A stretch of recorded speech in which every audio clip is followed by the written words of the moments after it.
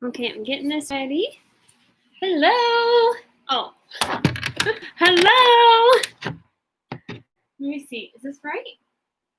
What's up? Let's do this. Oh, there we go. Is it better? All right. Now it's all loaded. Okay. Is anybody watching today? Okay, I think we're ready now. Okay. All right, I think we're good. Okay, hi guys. Happy Friday. I don't know if many people are on right now yet. We tried to start right at 4 o'clock. I was watching the time. Like, prompt. We gotta go live. We're prompt. We don't waste time. We don't waste time. That is for sure. Get in, get done, get out. Don't waste time. All right. I hope you guys had a really great week. Maybe you did something exciting or got to enjoy the weather. The temperatures dropped a couple days, which was really nice. That was really nice. It's a hot one today. Weather's been annoying for us. You know why? Why? Because our air conditioning broke. Yeah, our air conditioner broke. Today is day 5 of no air conditioning. The guy is supposed to stop by today. So you may hear a knock at the door while this is going on. Yeah, if you hear a knock, we'll have to... A couple days ago, he came at 4:30. So we'll see what happens. So we'll just see what happens. Oh, Chelsea! Hello!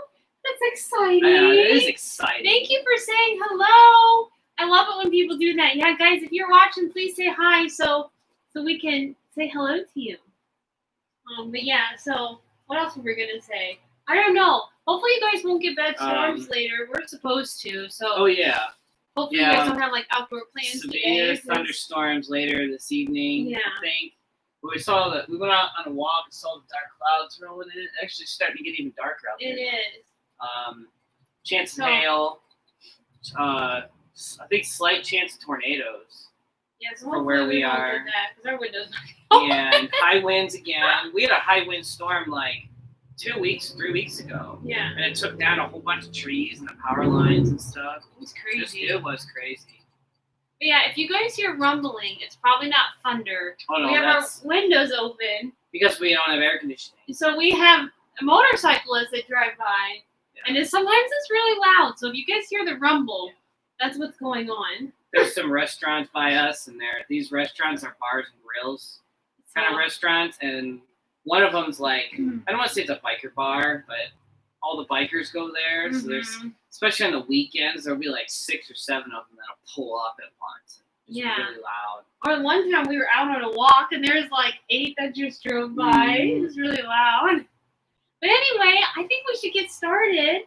So we are on chapter 14 today. Week 13 of doing this. It's so crazy. It's just, I don't know, it's gone by so fast. So let's do a quick little review of last week in case you weren't here with us. Talk to your spouse and, I don't know, maybe you did a little dreaming together or thought about, where you want to be in 5 years, or maybe, you've been married for many, many years and you're looking back at all the times that you've had together, and that's always fun to do. I mean, we've been married 6 years, and it's fun to look back and see where, we came from and how far we've come. But hopefully you guys did a little dreaming this week, and you were able to make time for each other and spend that time talking about the future and what God has in store for you. So hopefully you guys got to do that. I know we did that. Mm-hmm. We do that a lot on our walks. Ever since quarantine, we take a couple walks a day, and it's fun. It's where we get to connect and talk about our life and what God's doing. So that's fun. But anyway, all right, so we'll go ahead and jump into chapter, 14. 14. But Mr. Griffin here is going to lead us in prayer. All right, here we go. Okay, Lord, thank you for this day and this wonderful time. And bless this coffee in my hand. It's amazing. Iced coffee today. Oh, yeah. Sorry, go ahead, pray. And because we have no air conditioning. It's fine. We're fine. Thanks, Lord, for that experience. Mm-hmm. And just bless this time and really feed the words that you want to say into us so these people may hear what you want them to hear. In Jesus' name, amen. Amen. So chapter 14 is titled Ordinary People with Extraordinary Marriages. This might be you. This might be me. We will never know. No, we will. So basically, what it is saying that you're ordinary as an individual, but together you are extraordinary, and you are extraordinary. Why? Because. Hi, Mom and Dad. Oh. I'm checking out the comments. I'm Oh, okay. listening. I'm just multitasking. So you are extraordinary when you are together, because the relationship of God in the church is extraordinary, and that's what your marriage is actually meant to replicate. It's that relationship. Okay, so pray to the Lord that you will have an extraordinary marriage. Extraordinary. I looked this up in the dictionary. So extraordinary actually means very unusual or remarkable, like amazing. So very unusual, like when I'm walking down the street. No. Aww. That's nice. Mom and Dad, Chelsea says hi, Mr. and Mrs. Knight. You probably couldn't see her comment, so she says hello. I could just hear my mother-in-law right now. Like, oh, Chelsea, remember her? She's such a doll. Sorry, No, she Mom. really doesn't say that. She really doesn't say that. I just like to pick on her. So anyway, so very unusual or remarkable. That's what extraordinary is. Unusual, very unusual or remarkable.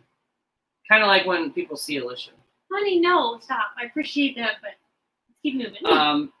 She's just modest. Okay, so the hope of having an extraordinary marriage kept a flicker of light burning amidst the darkness, helping us navigate those next steps we took. So in the book, what they're talking about is they went through like a rough time, and I've mentioned this before. They went through a rough time in their marriage, and the hope of having that marriage kept that light burning for them. It kept them going, kept them moving. So it helped them navigate those next steps that they took. I'm sorry, one more thing. Chelsea, Mom and Dad say hello. A smiley face. We're on 2 platforms here, so it's hard. I'm done. Go ahead. Very serious. Chill. I'm just sitting here. So with extraordinary, being defined as very unusual or remarkable, having an extraordinary marriage means that your relationship with your spouse looks different than everyone else's. You stand out in the world because you don't operate according to the world's standards or pressures. So if you think about this, think about today. Think about the culture of marriage today. What people let's talk about. Well, let's not talk about, but mention what people who are not saved, marriages who are not based on God, those have God in the center, how they are compared to marriages that do have God in the center, and how different it is. And you notice believing Christians who are married, basically a biblical marriage, is so different than other marriages. I've noticed that myself. She's noticed that in other people. You could really just tell. So this is real life, that you look different. Your marriage looks different. People actually see that at your work, in your house, when you're out golfing. I mean, people see the change. People see how you are different. Me being with a group of guys, and let's say two other guys are trashing their wives, and then I'm not. Trash talk. Yeah.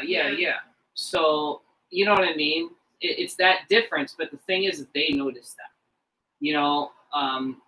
Or Alicia hanging out with a group of women who are doing the same thing to their husbands, but then she's not doing that, or vice versa. That's what that is. You don't operate according to the world's standards or pressures. You just don't do it. Yeah, can I add something to that? Yeah. I think it's really important. I can't remember if we've talked about this in weeks in the past. I think we have, but basically, like talking about your spouse. Because I know, like, some people vent sometimes, and you say, "Oh, we're having this problem," da da da da da. And I understand that sometimes you need somebody to talk to, but just be careful, because if people are only hearing the negative side of your spouse, that's what they're gonna think of your That's spouse. their perception. Of it. That was a good word. That Perception. your spouse is this awful person. Yeah, because if you're only showing them the bad side of your spouse, they don't. It just changes their perception. They don't see all the good. Because a lot of marriages, yeah, you may have your struggles, but I bet you have a lot of good times too. I bet your spouse has a lot of good character traits. But if you're only pointing out the bad, and that's what your friends or family members are seeing, I feel like that's going to be their perception of your spouse. So I think that's just, you gotta be so careful. Yeah. I can't remember if we've talked about that before, but Probably. I think we have. I think so. But not everybody, we have different people listening sometimes. So I just wanted to share that. So just be aware of how you're talking about your spouse, because you don't know what perception what you're showing, I guess. Mm-hmm. Okay. She's so nice, isn't she? Oh, see the perception. Thanks, honey. But I am not perfect. I appreciate it, but no, because you're like, just be careful what you're saying around other people. And I'm like, don't say that your wife sucks in front of other guys. Just don't do it. Well, we just say things differently, and that's okay. The Alicia way and the Brian way. It's funny. It's okay. So you and your spouse may be ordinary people, which, we all kind of feel that way. Yeah. But your marriage is extraordinary as you practice righteousness, walk in the Spirit, and reflect the love story of Christ and the church. Like I said, your marriage represents the Christ and the church, that relationship. So we need to make sure that our marriage coincides with that and equals that. And that's, and a lot of times that's hard to do, because he's perfect and we're not, but we have to try the best that we can. So there is a thing called the power of a story. So the story is your story.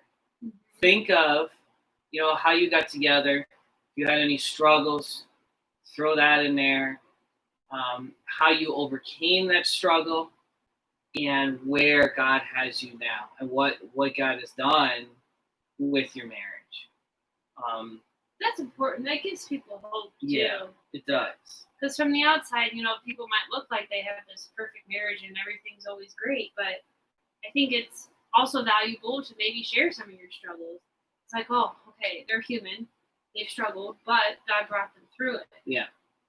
There's been a couple of examples in the books and previous chapters that talk about couples who didn't work on their own marriage, with God in the center, but they were working on like everybody else's marriage, and then their own marriage fell apart and stuff. So so you want to make sure that you're really developing your own story, and God's helping you to do that.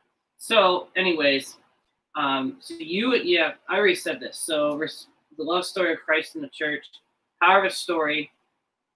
So stories often reveal things from a unique perspective that sometimes would not be seen any other way.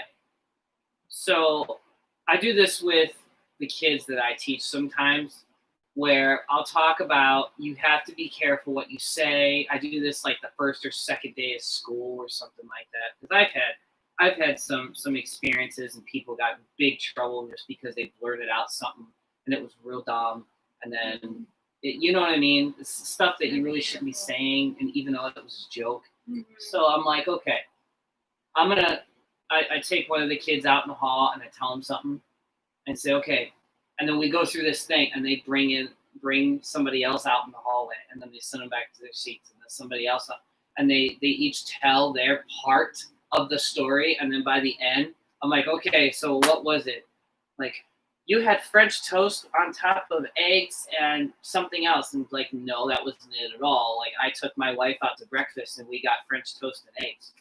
Like, oh, perceive the story differently. Yeah, they all perceive. One Oh. person twisted it, then the next person twisted it, the next person twisted it. It's actually like a scientific thing. I can't remember the name of it, but I use that and I say, you see how the story changed. Mhm. So it happened one way, but then because of the perception of it, you see it completely different. So you got to really be careful with what you say and how you see things.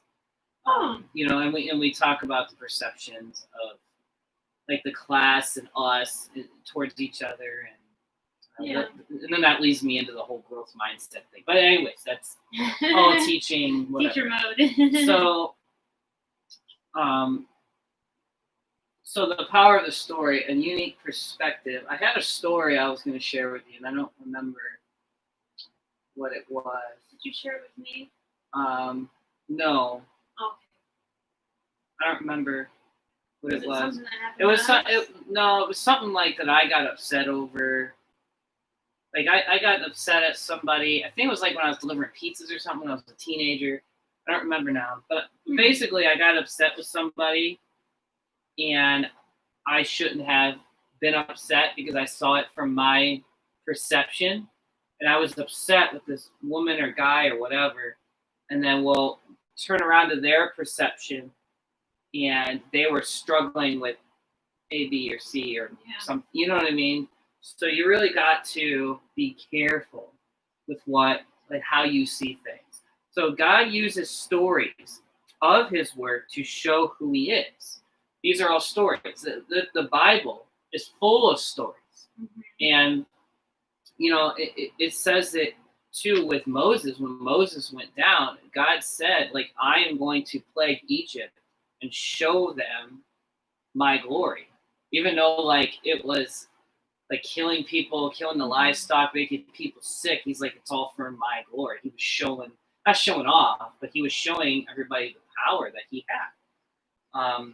And he does this too. He uses the stories of his word to show people who he is. And everybody has a story. And this is the testimony part. So your testimony is like your personal story. But your personal story also coincides with the marriage part, if that makes sense. It's like your marriage has a testimony. Yeah. Like you have your individual testimonies of how you came to Christ, but then Right. your testimony in your marriage and how you're putting God first, right? Mhm. That's so cool. Isn't it? Yeah. Yeah, that's cool. I don't know. I love that. I think that's so neat. Yeah. I just came up with it, so Yeah. God probably told me to say that. That's So you're welcome. what? Thank you, Jesus. Yeah, no, that's really cool though. You know, like maybe you share your struggles, but it's exciting when you share the good times too, where you can share with people how God worked. Yeah. You know, like how you just let go and let God and you trust him with your situation, and then it just works out like even better than you could have imagined, and then you get to share that with people, and that gives people hope. So a lot of our stories come with last second. Everything's last second. Yeah. Everything's like stuff is all up in the air, and then it falls down at one Yep. time, and then we have to go. Like Just our like that. last move. Yeah. Actually, our last two moves. Last two moves were quick. We had to move within like, I think our last move we had to get out. We had like 2 weeks or 3 weeks to find a place. Because I got a new job. You got a new job, but we couldn't have like an hour commute every day. And we just had to go. And we yeah. just happened to find a place right in the middle of our jobs, and it just and kind of worked out. And the landlords hadn't even had a chance to get in and like scrub the carpet and repaint. Like we had to move in basically when the other guy moved out, and he wasn't all the way moved out, so we had to throw his stuff out in the hallway. It was like it was but yeah. Yeah, but it was a mess. It was a mess, but we made it work. But God provides, you know? Right. Sometimes we go at life and freak out, like we got to figure everything out, and it's like, no, let go and let God. He will take care of it. Yeah, he does. Our job is to trust. I feel like do our part, and then just pray and know that, God's going to figure it out for us. Yeah. He already has it figured out. And we're just like, what comes next? And God's like, I got this. I'll reveal it to you when I want to. I think it's cool. So they have some stories in the book. Mm-hmm. And those of you who don't have the book, we're not going to read every we're gonna like summarize the stories. Yeah. We're not gonna go through every little tiny detail. But there's this couple named Art and Jen. Art is a real name, by the way, for a guy. I don't know if it's a girl's name. I think it's just a guy's name, I think. I know a guitar player guy named Art. He's really good.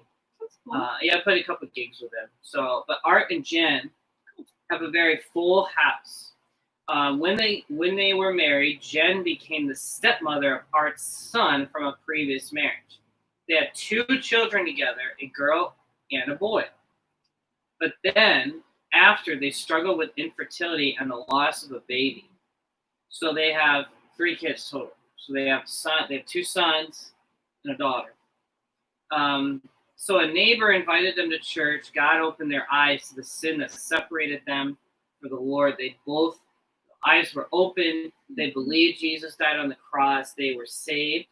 They were forever changed. They started building a foundation of their marriage based on the Word of God. They read their Bible to their kids. They read Bible to each other. They taught their kids what it means to have faith in God. So they submitted their hearts to God.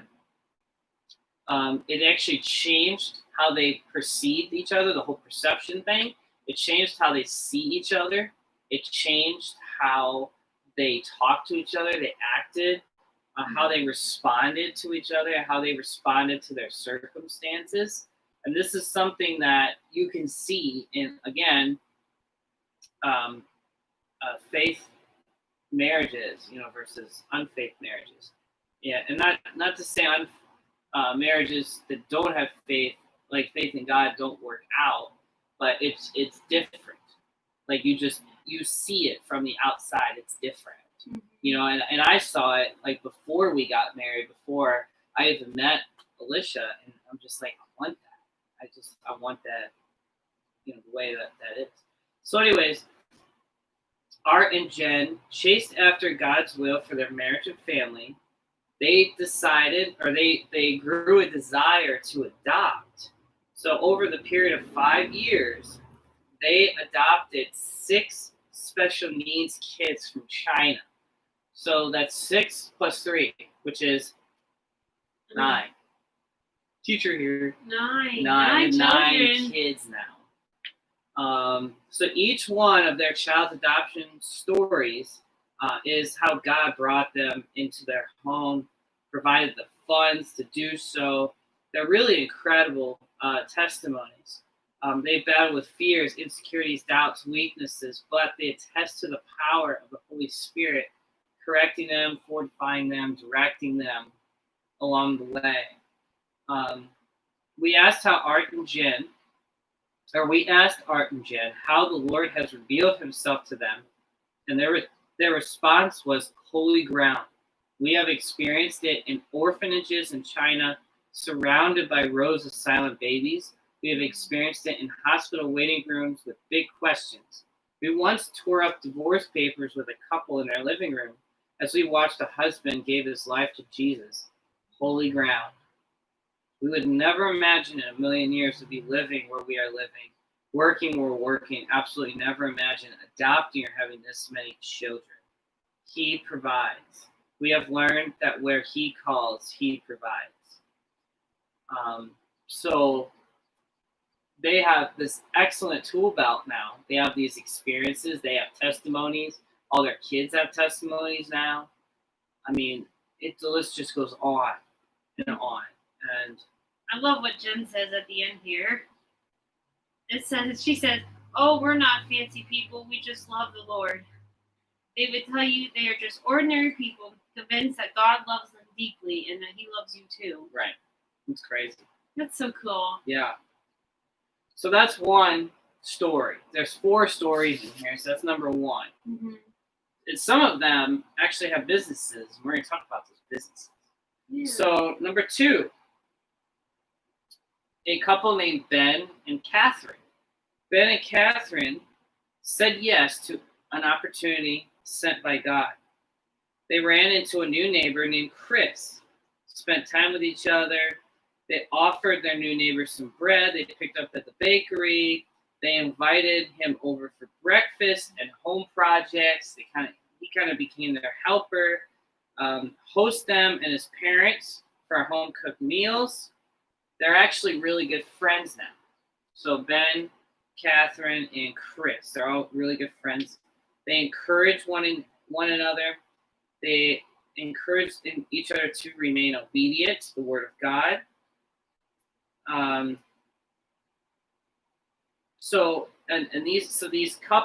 This couple, basically what they did is they decided that with their new neighbor, they wanted to turn over a fresh leaf, and they wanted to use communication and use food as a way to bring people to Jesus, So Chris came in their house, saw their marriage, how their marriage was, saw Christ in their marriage, and it changed him. It changed Chris. So it says here, they would not hesitate to tell you the amazing ways God uses food to spark a relationship with neighbors.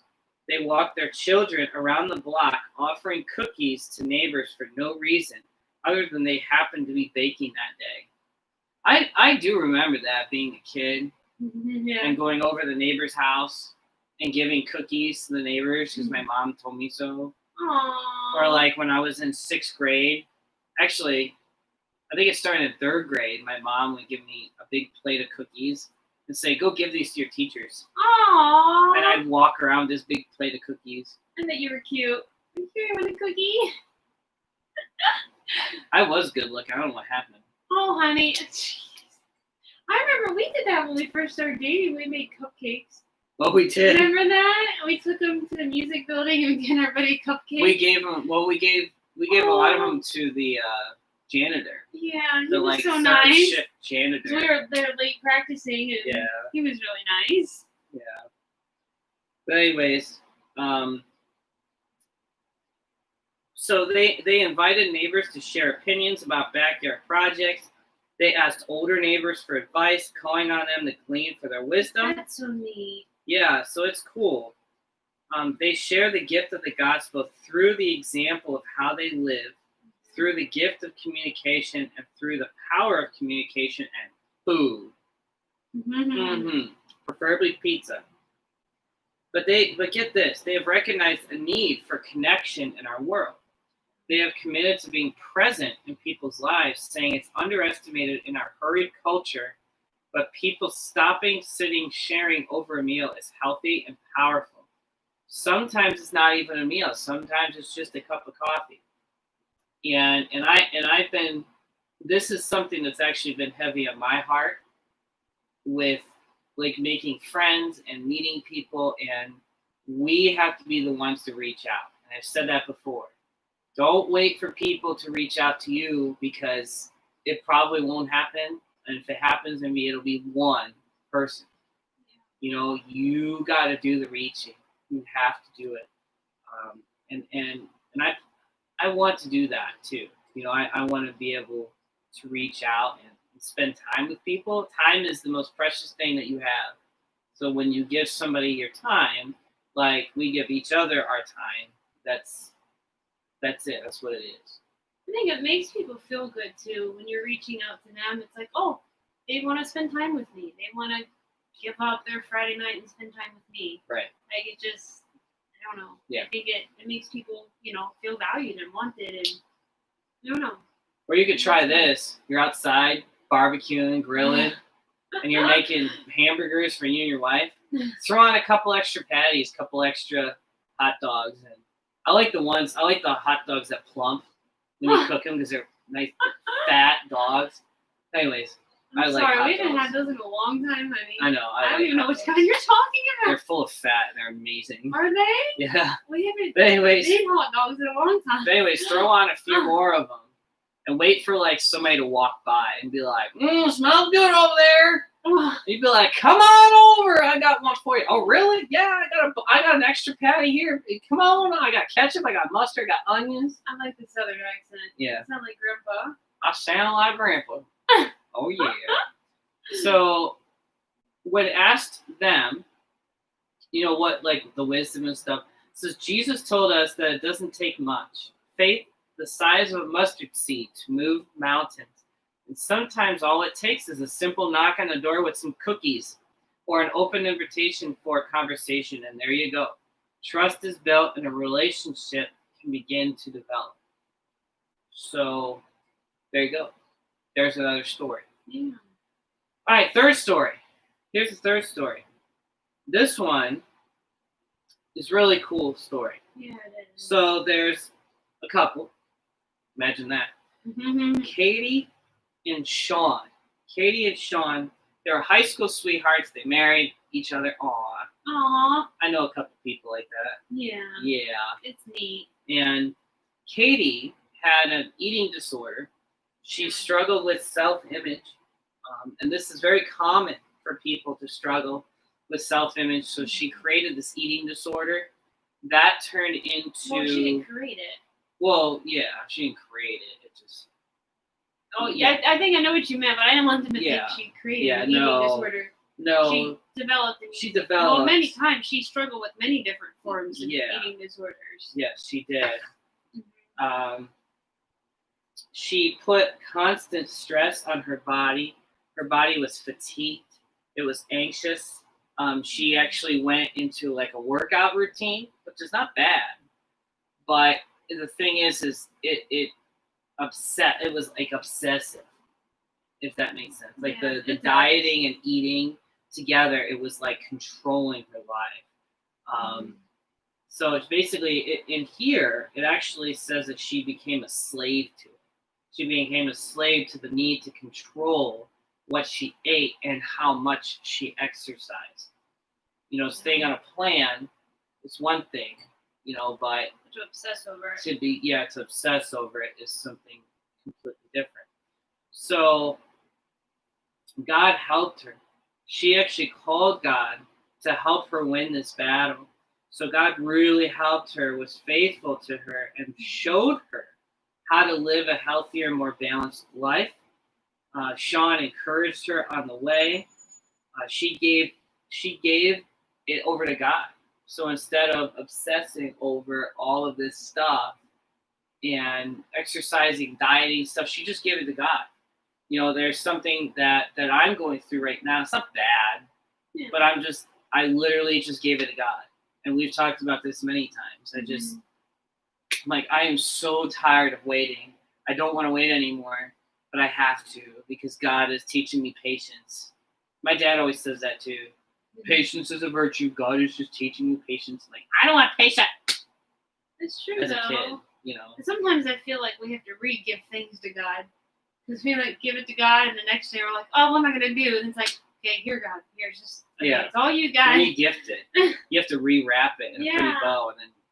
Because it's like, if you're going to give it to God, give it to Him. Don't take it back each day and feel like you have to wake up in the morning and start worrying about it all over again. Yeah. Right? Yeah. When we give things to God, we just have to let it go. Give it to God. Yes, we do. I'm sorry I keep looking out the window. I keep hearing cars drive by. And then I hear a car park, and I'm like, oh, is it going to be our AC guy? Yeah, I know. Right? I think it's just people out and about, but I keep getting distracted. It's 79 degrees. It's fine. We're fine. People live without air conditioning all the time. People do. We are chill. I did. We're hot, but we're fine. When I was a kid, I did. Okay, let's keep going. I didn't want people to keep thinking I keep looking over there. Oh, yeah. So Katie went on to graduate, became a registered nurse, was passionate about learning. She learned about the human body and developed a vision for living a well-balanced life. I think that's pretty good. It's really cool. So now Sean, we get to Sean. Sean's crazy because he owned 4 Dippin' Dots. He franchised 4 Dippin' Dots stores. Cool. If you don't know what Dippin' Dots is, if you've never heard of Dippin' Dots, you need to figure it out. I'm not going to tell you what it is because it's amazing and it's mind-blowing. It sounds really good, right? It is seriously mind-blowing. I think I first saw it at it was like a little stand at a zoo or something. SeaWorld or something. Or something. And I'm like, what is this? And then you get it and you're looking at it going, what? And the guy's like, eat it. You're like, okay. And you eat it and you're like, oh my gosh, it's the best thing in the world. And then on our honeymoon, we actually found places that were just called Dippin' Dots. We're like, what? There's like an actual building. Yeah, we called didn't know there Dippin' were Dots? stores. We always thought they I were thought like it's little just tiny, like like the little stand at the zoo Yeah. or Cedar Point or something. yeah, it's legit. Yeah, they Like, actually have like places called Dippin' Dots. It's legit. So cool. Go look it up. They got all kinds of flavors. Go look Well, it you're not gonna tell them what it is, No. right? Because they have to look it up. up. Dude, you gotta look it up. Some of this we do plan for the Bible study, but a lot of this is unrehearsed. We just kind of go with it. Unrehearsed. Well, I'm just saying, we just kind of talk sometimes. Okay, so he opened these franchises. Wait, When he was 19, yeah, when he was 19 years so old. pretty young to like open up. I Dippin' didn't even Dots. think about owning a business when I was 19. No. I'm like, I gotta get through That school. was That's all I breathtaking. was, Yeah, that's all I was thinking about. right. Yeah. So, so Sean had to close these stores, unfortunately, Yeah. due to employee incompetence. Something happened So there. something crazy happened. So Sean struggled because of this. He struggled with the fear of failure, and that's tough. We all struggle with that. I struggle with that. I struggle don't with like that. to fail. I understand failure is necessary, but I don't like it, especially in my job. Us guys, you know what it's like. Like your job is, job's not everything, but your job almost defines you. You know, and then when you're not doing good at your job, it's just like life just sucks. You know, that's just how it feels. You know, for us guys. But anyways, so he struggled with failure every time a new business opportunity came up. He worried that he didn't have what it took to run a business. So here's where their individual testimonies, individual stories come together. So Katie's past of struggling to control her weight was part of the story that she could have buried, but she chose to walk in it. She chose to use that experience for the glory of God. Sean did the same thing. He took that fear of failure and being scared to open up another business, decided to give it to God and walk in it and perceive it from a different direction. There's that whole perceiving thing. So Katie and Sean developed a business. And it's a real business. You can look it up. It is called Dashing Dish. So cool. It's called Dashing Dish. Go onto Google and look up Dashing Dish. I'm serious. It's real. It's yeah. a real company. It's a real business. And what it is, from what I see, my perception of it, what it is a business. It's an online business only, and it's a subscription. I think it's $10 or $11 a month, and you get recipes. You get clean eating recipes. That's it. So you can actually in there, what it looks like to me, you can organize your breakfast, lunch, and dinner every day of what you're going to eat, side dishes, desserts, everything. So cool. And then it creates a shopping list for you. So it pulls from all those recipes, right? And creates Yeah. a shopping list. Creates a shopping That's list. so neat. It has workouts in there. It has articles. It's all for like $10, $11 a month. I'm like, we should get those. So all like resources to healthy living, Right. which is so cool. So it's her perception of what healthy living is and being like well through food. And food is really important. And they say in weight loss, food is 80% of your work. So that's it right there. So Sean has been a supportive husband. He directed the creative design and function for that website that has encouraged millions of people. And the recipes and all of that stuff is her doing. So as Katie's doing. That's crazy that they were able to join together and do that. So now, we asked Sean and Kate, not we asked, but in the book, it says, we asked Sean and Katie how God has shown himself to them. They replied this: we have both learned through obedience and through the continuation to learn that being in the center of his will is the best and safest place to be. So again, putting God in the center, putting God in the middle, that threefold cord, that's what it's all about.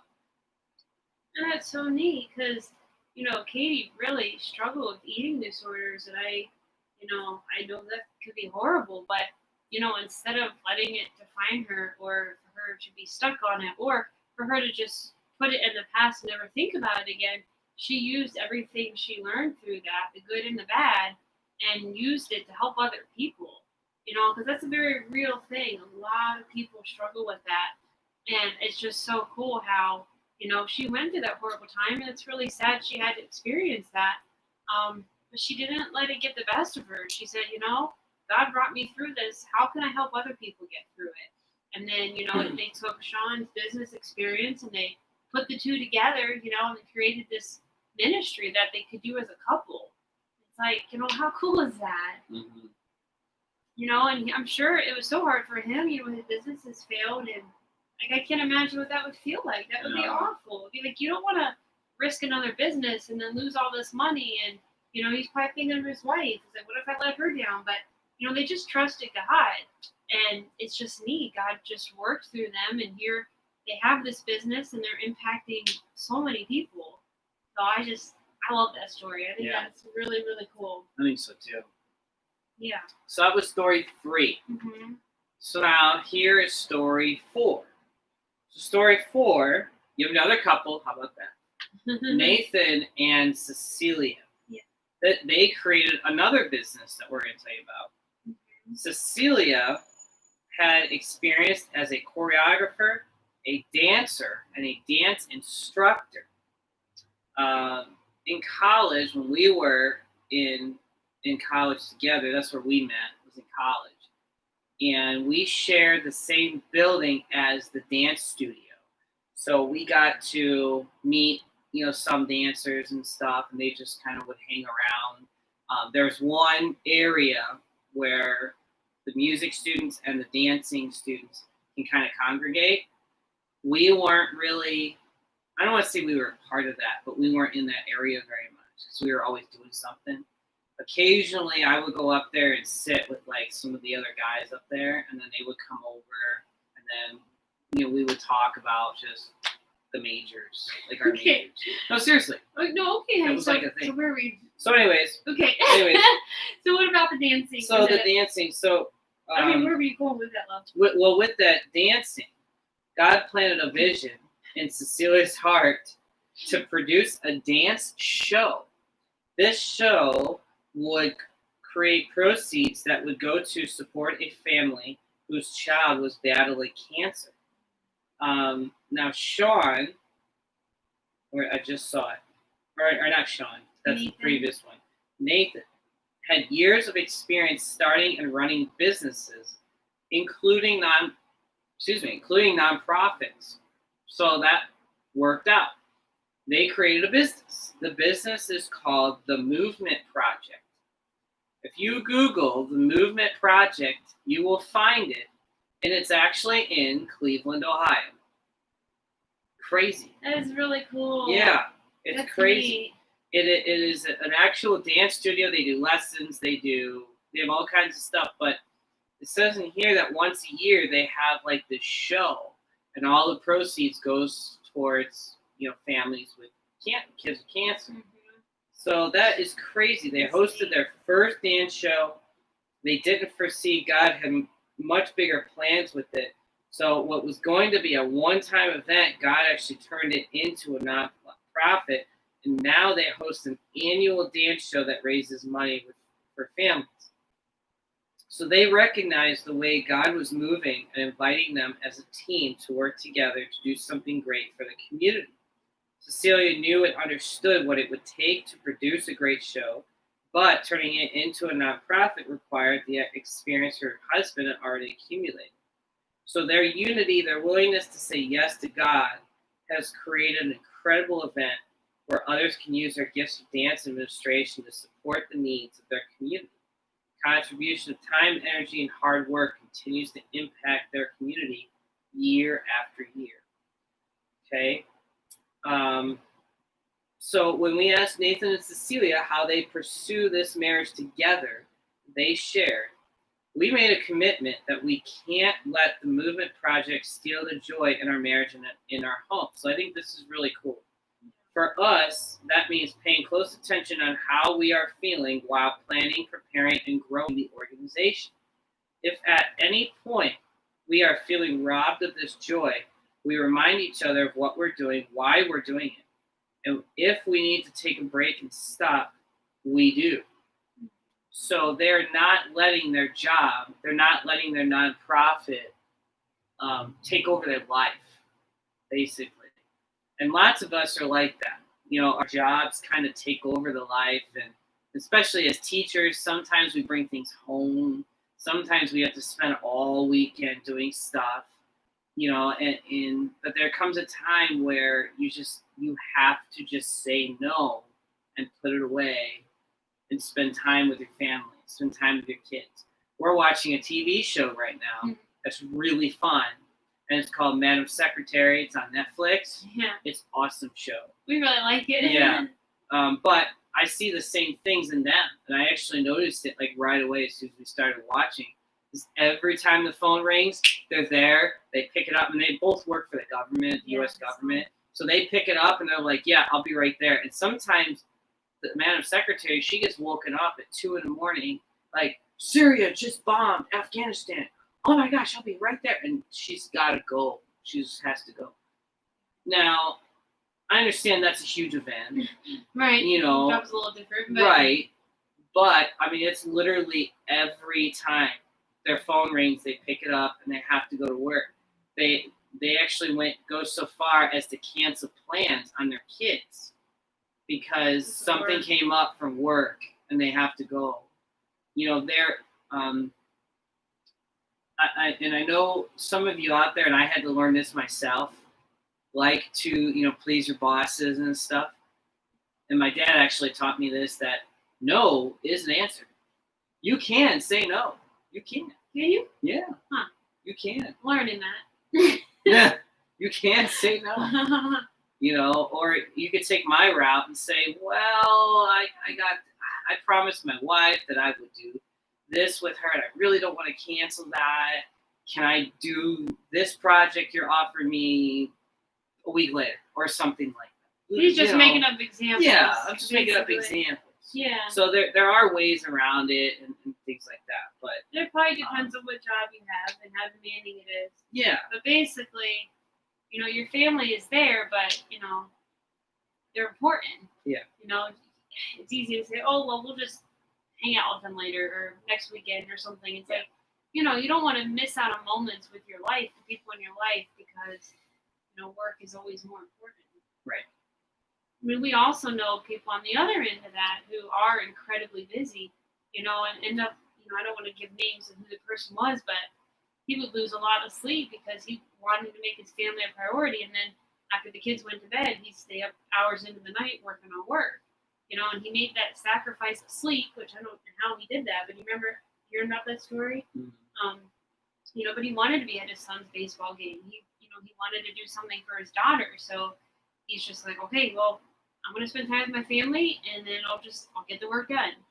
But I don't know. I would imagine, if that became really hard, I would imagine if we asked God that he would help us and help give us that balance. Don't you think? Yeah. I mean, I'm sure that's really hard when you have kids, and then trying to balance work and everything. But I think it's that whole just gotta trust God and just know that, he thinks family is important. He thinks your job is important. But if you lean on him and trust him, he'll give you the wisdom. He'll give you the encouragement that you need to make the best decision. Don't you think? Yeah. Do you want to talk about or just okay? No, I'm good. All right. What? No, we're good. Oh, we're good. So this is the last part of it here. Really think about your marriage as a ministry. And we were talking about this today. Like when we got married, did we ever think of our marriage as a ministry? And no, we didn't. Like we knew that we wanted to serve, as a couple. Mm-hmm. But we were very tunnel vision to, inside of the church. It's got to be in the church. And really it doesn't.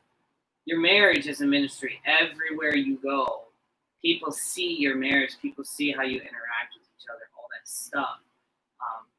But they see God in your marriage. People really do see that, whether they're believers or not. So the book says, we hope some of these stories will encourage you and show you how extraordinary to God you. Oh my gosh. We hope some of these stories will encourage you and show you how extraordinary to God may look different from how the world would define it.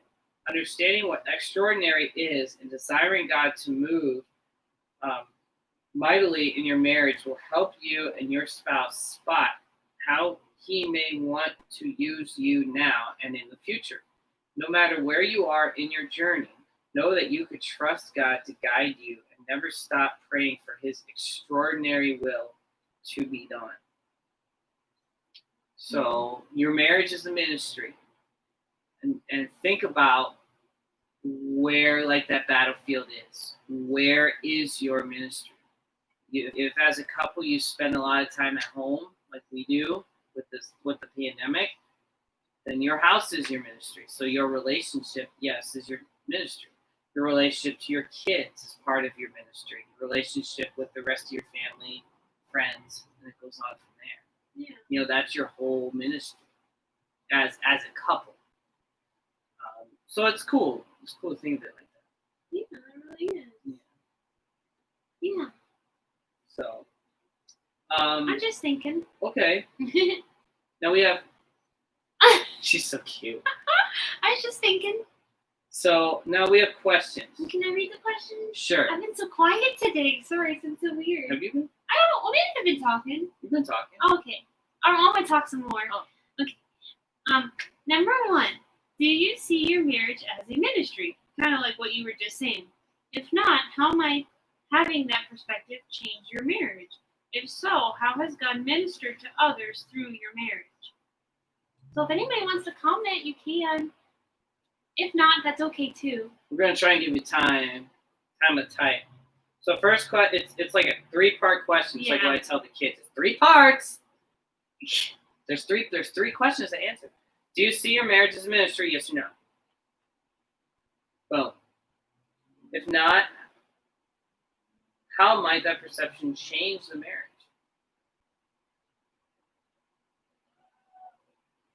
If so, how has God ministered to others through your marriage? I think too, sometimes you might not realize it. Oh yeah. You know, because you could be impacting people and it being an encouragement to someone and you have no idea. You have no idea. And you might not ever know. And you will know. You will never know. So it's like you can't, I don't know, you can't wait for that, like, what's that called? Not a compliment, but don't wait for somebody to say, hey, you've really impacted me. Just keep going whether you ever realize it or not. Right. Because I don't know if God ever always reveals to us how we impact other people. I think you just have to trust that, you know, you're doing God's work and you have faith and you're trusting in God and that, you know, if he's going to impact people, he's going to use you to do that. And you just have to trust that you are. And don't wait for somebody to say, hey, you really blessed me the other day. You know, because you might not ever know. Right. So what you do can impact people in a good way, you know, or not so good way. So just be mindful of that, I think. Number 3-part question. Yeah. We're waiting. It's okay. Maybe should we move on to the next question? Yeah. Okay. All right, the next question says, which couple in this chapter most inspired you? So we were talking about the 4 different stories. Or think of a couple who inspires you. How might their example be a catalyst for you to discover and develop your own ministry as a couple? So, did any of the couples in the chapter inspire you? Or do you have another couple in mind who inspires you? And it says, how might their example be a catalyst for you to discover and develop your own ministry as a couple? So again, it's neat to hear people's testimonies, their stories, because it encourages you. It's like, wow, I want our marriage to be like that. Like, wow, what's God want to do through us? What can we do? And it's neat to hear that. That's why I think it's great to share your testimony, you know, especially your testimony in your marriage, because it just encourages people, you know, makes them want to seek that too.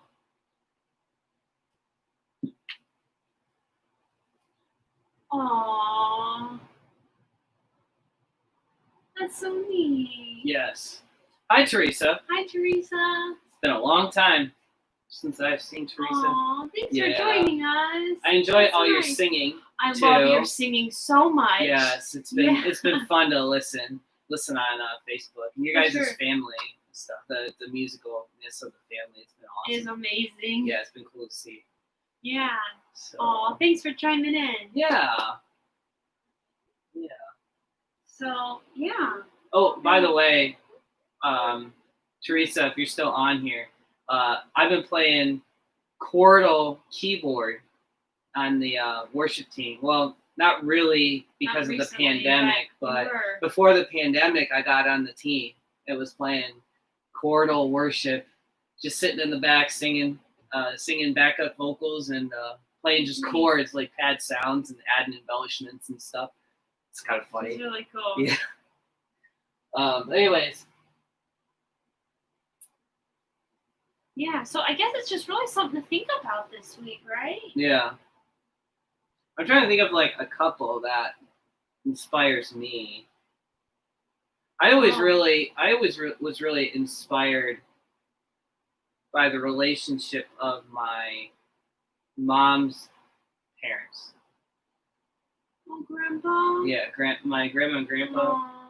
My grandmother passed away. I don't remember how long ago, So I but just their relationship always inspired me. And I used to go over there all the time, like just to talk. I actually went over there by myself quite a few times, just to like sit and talk with them, with my grandma and stuff, and just talk about whatever. And it was cool. Just the amount of patience my grandpa had for her, and she needed care. Just the amount of patience he had, and the amount of love that she had for him.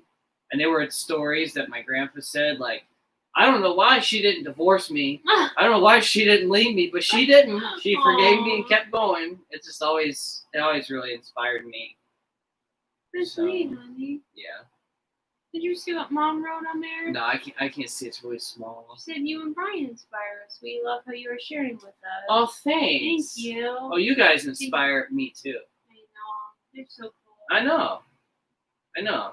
You guys love each other like so much, and it's so It's funny. such a fun relationship. Yeah, they too. do have a fun I don't want to relationship. broadcast your relationship to the world, but you guys are awesome. It's so fun.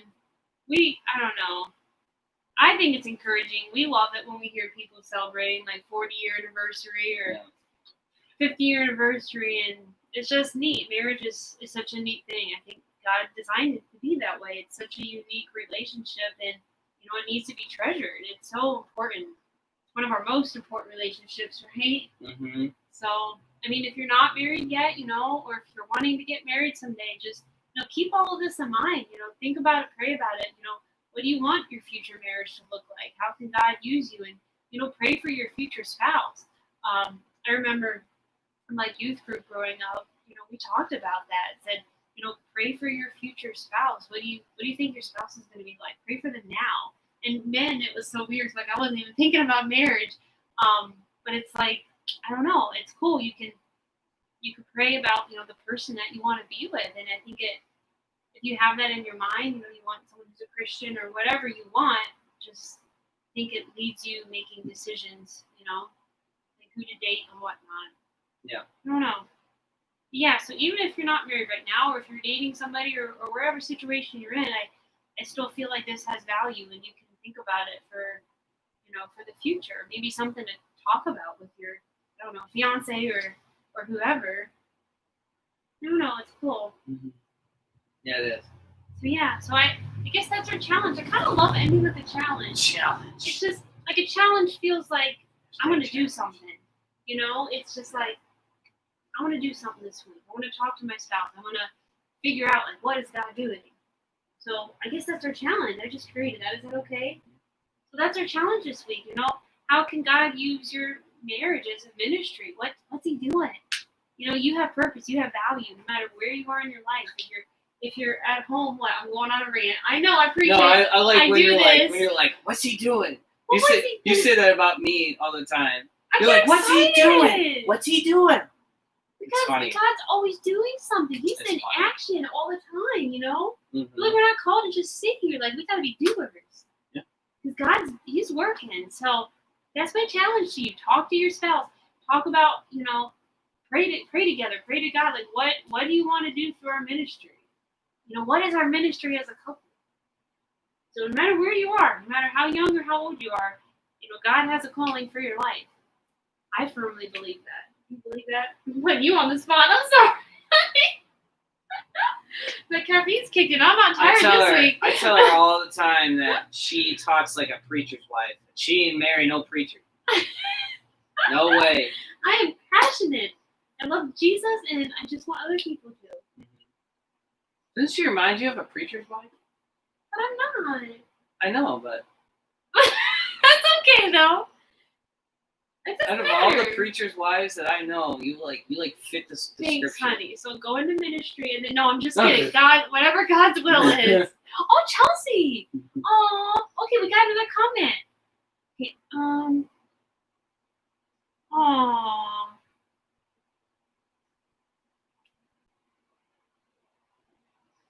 Oh, that's so cool, Chelsea.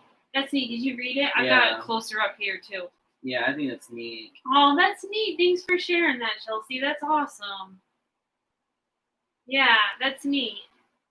It's neat when you have parents who just love God, and it's neat to be surrounded by that.